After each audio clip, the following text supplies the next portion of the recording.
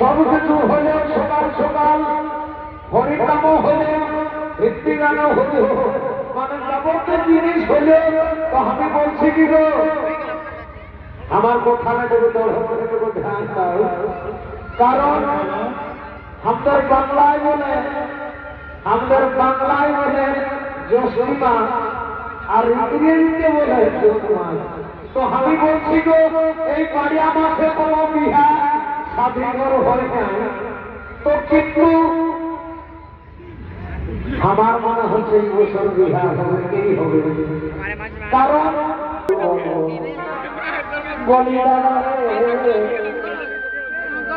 ওস্তাদের শ্বশুর ঘর কাটি এই যাচ্ছি